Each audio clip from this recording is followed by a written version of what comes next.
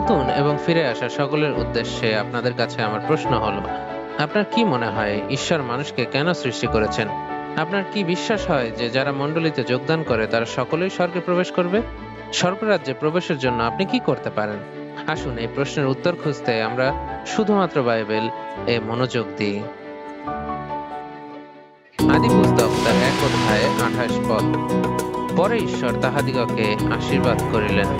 ঈশ্বর কহিলেন, তোমরা প্রজাবন্ত ও বংশভূম হও এবং পৃথিবী পরিপূর্ণ বশীভূত করো, আর সমুদ্রের মৎস্যগণের উপরে, আকাশের পক্ষীগণের উপরে এবং ভূমিতে গমনশীল যাবতীয় জীবজন্তুর উপরে কর্তৃত্ব করো।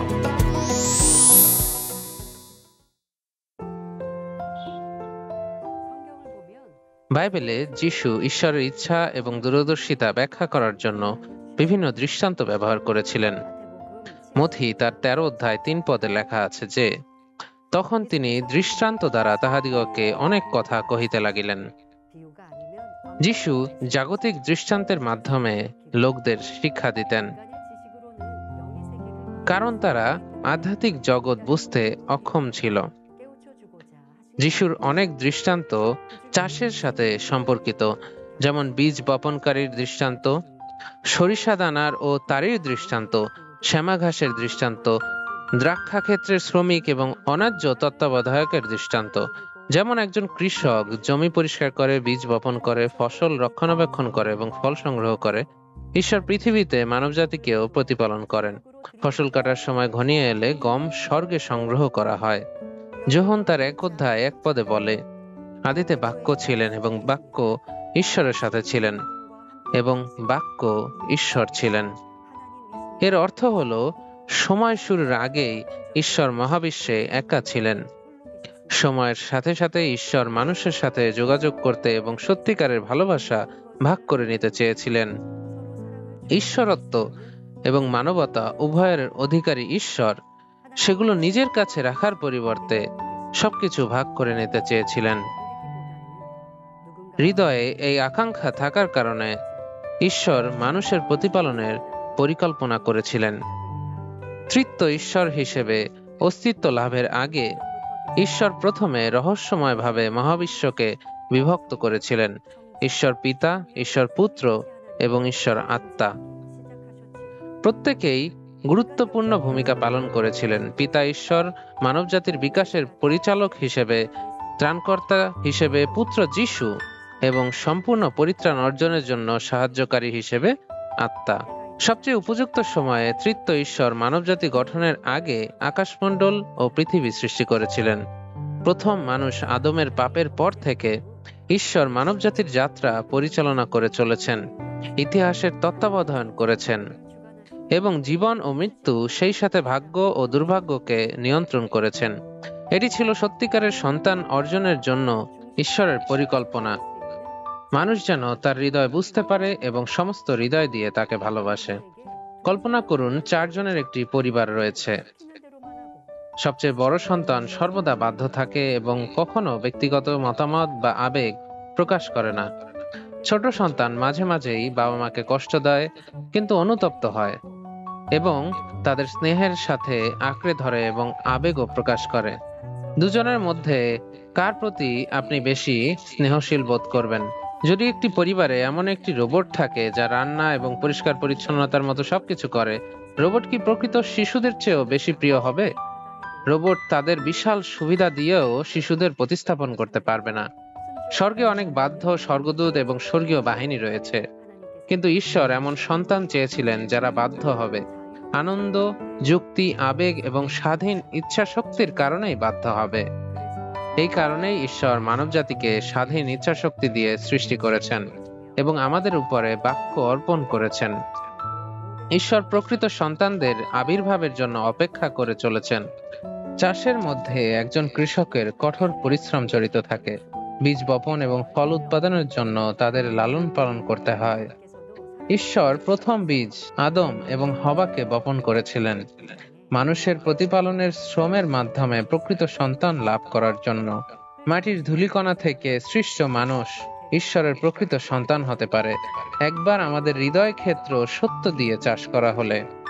আদিপুস্তক তার 6 অধ্যায় 5 এবং 6 পদে আমাদেরকে বলা হয়েছে যে, আর সদাপ্রভু দেখিলেন পৃথিবীতে মানুষের দুষ্টতা বড়, এবং তাহার অন্তঃকরণের চিন্তার সমস্ত কল্পনা নিরন্তর কেবল মন্দ। তাই সদাপ্রভু পৃথিবীতে মনুষ্যের নির্মাণ প্রযুক্ত অনুশোচনা করিলেন ও মনোপীড়া পাইলেন। ঈশ্বর কি জানতেন না যে মানুষ দুষ্ট হবে এবং পাপ করবে? ঈশ্বর সর্বজ্ঞ এবং শুরুর সময় আগে থেকেই সবকিছু দেখেছিলেন। মানবজাতিকে সৃষ্টি ও লালন পালনের জন্য ঈশ্বরের কারণ একজন পিতামাতার দৃষ্টিকোণ থেকে সহজেই বোঝা যায়। সন্তান জন্ম দেওয়া এবং লালন পালন করা কতটা চ্যালেঞ্জিং। গর্ভাবস্থার 9 মাস এবং তারপর সন্তান প্রসব শারীরিক ও মানসিক উভয় দিক থেকে প্রচুর প্রচেষ্টা এবং কষ্টের একটি বিষয়। একজন সন্তানকে লালন পালনের জন্য উল্লেখযোগ্য ত্যাগের প্রয়োজন হয় এবং দিনরাত চ্যালেঞ্জের সম্মুখীন হতে হয়। বাবা মায়েরা সন্তান ধারণ করতে পছন্দ করেন কারণ তারা চান তাদের সাথে প্রকৃত ভালোবাসা তাদের সন্তানরা যেন ভাগাভাগি করে নেয়। বাবা মায়েরা কতটা ভালো বোধ করবেন যখন তাদের সন্তানরা তাদের সম্মান করবে, সেবা করবে এবং তাদের পিতামাতার স্নেহ প্রদর্শন করবে। সর্বান্তঃকরণে ঈশ্বর বিশ্বাস করতেন যে সত্যিকারের সন্তানদের আবির্ভাব হবে যাদের সাথে তিনি অনন্ত প্রেম ভাগাভাগি করতে পারেন, এবং স্নেহের সেই চাষাবাদ করেছিলেন যদিও লোকেরা অবাধ্যতা, দুর্নীতি এবং অস্থিরতা দেখাচ্ছিল। কৃষকেরা জমি চাষ, বীজ বপন এবং ফসল কাটার সময় প্রচুর ফসল কাটা হবে বলে বিশ্বাস করে চাষাবাদ করেন। তবে ফসল কাটার সময় শস্যের সাথে তুষ মিশে থাকে। কৃষকেরা গম গোলা ঘরে সংগ্রহ করে কিন্তু তুষ আগুনে পুড়িয়ে দেয়। একইভাবে ঈশ্বর মানব চাষের শেষে গম থেকে তুষ আলাদা করবেন। মথি তার 3 অধ্যায় 12 পদে উল্লেখ করা হয়েছে যে, তাহার কুলা তাহার হস্তে আছে, আর তিনি আপন খামার সুপরিষ্কার করিবেন এবং আপনার গম গোলায় সংগ্রহ করিবেন, কিন্তু তুষ অনির্বাণ অগ্নিতে পুড়াইয়া দিবেন। বিচারের দিনে ঈশ্বর গমের মতো বিশ্বাসীদেরকে স্বর্গে একত্রিত করিবেন, কিন্তু তুষের মতো লোকেরা নরকের অনির্বাণ আগুনে নিক্ষিপ্ত হবেন। গম বলতে তাদের বোঝায় যারা যীশু খ্রিস্টকে গ্রহণ করে, সত্যে বাস করে এবং ঈশ্বরকে ভালোবাসে এবং ঈশ্বরের ভালোবাসা গ্রহণ করে। তারা আলোর সন্তান যারা ঈশ্বরের হারানো প্রতিমূর্তি পুনরুদ্ধার করেছে এবং বাক্য মেনে চলছে। তুষ বলতে তাদেরকে বোঝায় যারা যীশু খ্রিস্টকে গ্রহণ করে না অথবা খালি প্রতিশ্রুতি দিয়ে তাদের বিশ্বাস প্রকাশ করে, বাণীর পরিবর্তে পার্থিব এবং পরিপূর্ণ আকাঙ্ক্ষা নিয়ে জীবনযাপন করে। কেন প্রেমের ঈশ্বর নরকের অনির্বাণ আগুনে তুষ নিক্ষেপ করেন? 1 তিমথিও তার 2 অধ্যায় 4 পদে আমাদের বলে যে, তাহার ইচ্ছা এই যেন সমুদয় মনুষ্য পরিত্রাণ পায় ও সত্যের তত্ত্বজ্ঞান পর্যন্ত পৌঁছিতে পারে। ঈশ্বর চান যেন সকলেই পরিত্রাণ পায় এবং আমাদের পরিত্রাণের পথে পরিচালিত করার জন্য তিনি বিভিন্ন উপায়ে তার প্রেম প্রদর্শন করেন। তবে এমন কিছু মানুষ আছে যারা ক্রমাগত ঈশ্বরের ইচ্ছার বিরুদ্ধে কাজ করে এবং তাদের নিজস্ব স্বাধীন ইচ্ছায় আইন লঙ্ঘন করে। উপদেশক তার 3 অধ্যায় 18 পদে যেমন লেখা রয়েছে, ঈশ্বরের সামনে তারা পশু মাত্র এবং মানুষ হিসেবে তাদের মূল্য হারিয়ে তুষের মতো তারা হয়ে যায়। আমরা কতবার মানুষকে অত্যন্ত খারাপ কাজ করতে দেখি এবং বলি যে তারা পশুর চেয়েও খারাপ, কিন্তু মানুষের একটি চিরন্তন আত্মা রয়েছে এবং এই আত্মা যা প্রাণীদের দেহের মতো সম্পূর্ণরূপে নির্বাপিত হতে পারে না।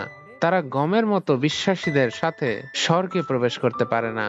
এজন্য ঈশ্বরের কাছে স্বর্গ থেকে নরক আলাদা করা ছাড়া কোনো উপায় ছিল না। এটা এমন একজন কৃষকের মতো যে গমের সাথে তুষ সংগ্রহ করে না। যদি পাপে ভরা তুষের মতো মানুষদের গমের সাথে স্বর্গে প্রবেশ করতে দেওয়া হয়, তাহলে স্বর্গরাজ্য চিরকাল পাপ ও মন্দতায় কলঙ্কিত থাকবে। নরকের স্থান মূলত ঈশ্বরের প্রেম থেকে উদ্ভূত। কৃষকদের জন্য যেমন সারা বছর ধরে বীজ বপন ও ফসল কাটা অব্যাহত থাকে, ঈশ্বরও মানুষের চাষাবাদ বন্ধ করেন না। ঈশ্বর বাইবেলের মাধ্যমে তার হৃদয় এবং ইচ্ছা প্রকাশ করেছেন। বিশ্বাসের পূর্বপুরুষদের মাধ্যমে তার প্রেম ছড়িয়ে পড়ার অনুমতি দিয়েছেন, যেমন নোহ, আব্রাহাম, মোশি এলিজা, পিতর এবং পৌল। আজও ঈশ্বর ক্রমাগত মানুষকে লালন করেন এবং সংযত ও সতর্ক থাকার প্রয়োজনীয়তার উপর জোর দেন। পৃথিবীতে যেমন সবকিছুর শুরু এবং শেষ রয়েছে, মানব জাতির জন্য ঈশ্বরের চাষাবাদও তেমনই শেষ হবে। প্রকাশিত বাক্য তার 22 অধ্যায় 13 পদ নির্দিষ্ট করে বলে যে, আমি আলফা এবং ওমেগা, প্রথম ও শেষ, আদি এবং অন্ত। ঈশ্বর উপযুক্ত সময়ে মানুষের প্রতিপালন সম্পন্ন করবেন। স্বর্গ ও পৃথিবীর সৃষ্টির পর ঈশ্বর সপ্তম দিনে বিশ্রাম নিয়েছিলেন।